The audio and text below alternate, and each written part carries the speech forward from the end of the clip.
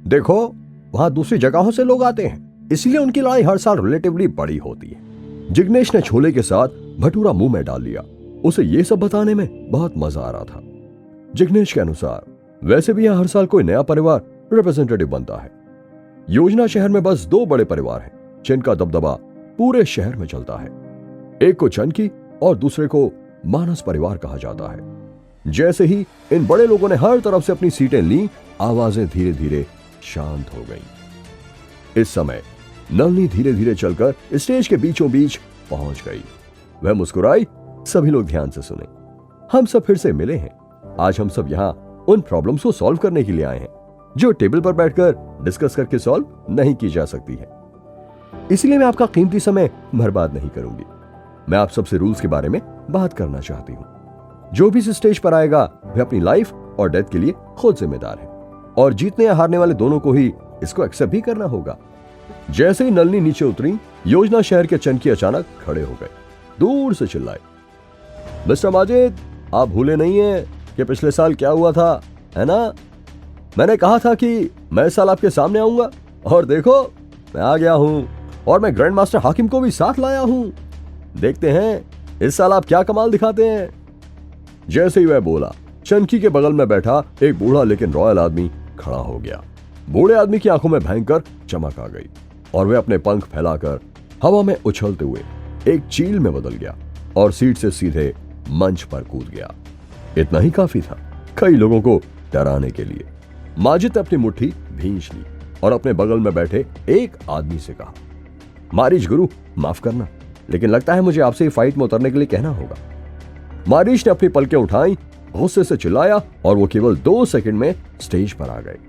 शाबाश। मारिश के स्टेज पर पहुंचते पूरी जगह का माहौल अचानक फिर से बदल गया। इस समय स्टेज पर लात और घूंसों के अलावा कहने के लिए कुछ भी नहीं था। 10 से अधिक राउंड की लड़ाई के बाद ग्रैंड मास्टर हाकिम ने मारिश की वीकनेस पकड़ ली और एक जोरदार झटके के साथ उन्होंने मारिश के हाथ को तोड़ दिया। आह! चनकी जोर से हंसा और माजिद से चिल्लाते हुए कहा, माजिद, अगर अगली बार कोई ढंग का फाइटर ना मिले तो मत आना। अब से एनसीआर की लाइन को टच भी मत करना। लैंड ट्रांसपोर्ट और कर्मनाथ की शिपमेंट सभी का ख्याल अब से मैं रखूंगा। और हाँ, इसमें लच्छू की मछली पकड़ने वाली नाव भी शामिल हैं, जिनका आज से तुम लोगों से कोई लेना देना नहीं है। क्या अभी तुम्हें इससे कोई ऑब्जेक्शन है? हार तो आखिर हार थी। वो लटके हुए मुंह से केवल इतना ही कह पाए, नो ऑब्जेक्शन। चनकी पागलों की तरह हंसा।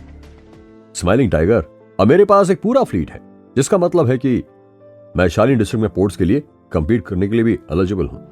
रंगा जो बेंच पर बैठा था, यह सुनकर गुस्से से कहा गया, शालीन डिस्ट्रिक्ट में सबसे बड़ा पोर्ट टर्मिनल उनके परिवार का ही है।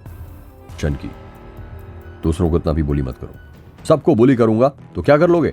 मैंने सुना है कि दुआ परिवार का बिजनेस हाल ही में खत्म हो गया है। इस समय विदेशी बिग बॉसेस के बीच में से एक दाढ़ी वाला आदमी अचानक खड़ा हुआ और उसने हल्के से कहा, किसने कहा कि हमारा दुआ परिवार मर गया है? हम आज यहाँ अपने सभी बिजनेस वापस लेने के लिए आए हैं। दाढ़ी वाले आदमी ने कोई जवाब नहीं दिया।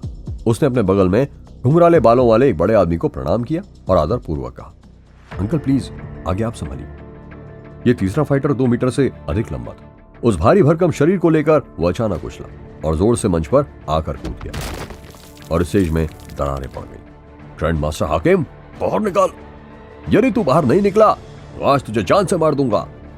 जब वो जोश से भरपूर था, ऐसा लगता है कि मैंने लोगों पर कुछ ज्यादा ही दया दिखाई है, वरना कोई मेरे सामने इस तरह की बात करने की हिम्मत भी नहीं कर सकता। मैं अपनी जगह खड़ा रहूंगा। यदि तू मुझे 3 बार में हरा पाया तो मैं खुद ही अपना गला काट लूंगा। यह मेरे लिए कोई बड़ी बात नहीं है। ग्रैंड मास्टर हाकिम गुस्से से चिल्लाया और उस पर मुक्का मारा और फिर सभी ने एक तेज लाइट देखी। हाकिम का मुक्का जंबो के सामने करीब 1 फुट पहले ही रुक गया। यह मुक्का असल में लाइट के एक बैरियर से टकराया था। स्टेज पर जंबो के चारों ओर लाइट का एक बैरियर बन गया था जो उसके पूरे शरीर को प्रोटेक्ट कर रहा था। चिंकी का चेहरा देखने लायक था।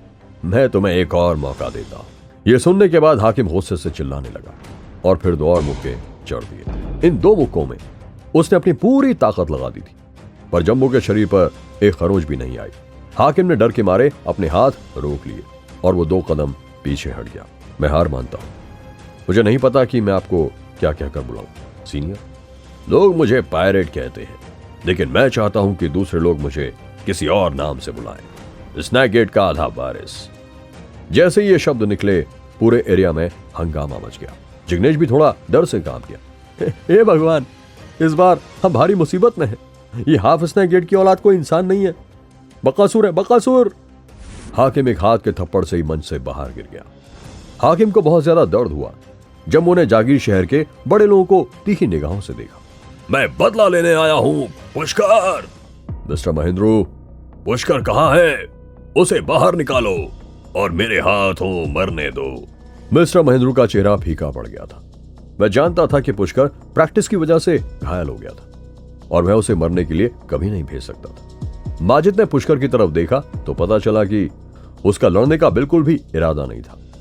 माजिद भी इस वक्त पुष्कर को मरने के लिए नहीं धकेल सकता था। सब जगह सन्नाटा हो गया था। क्या पुष्कर जंबो की चुनौती का जवाब देगा? क्या पुष्कर जिन जैसी ताकत वाले जंबो से लड़ पाएगा? जानने के लिए सुनते रहिए ये एक्साइटिंग कहानी सिर्फ पॉकेट FM पर।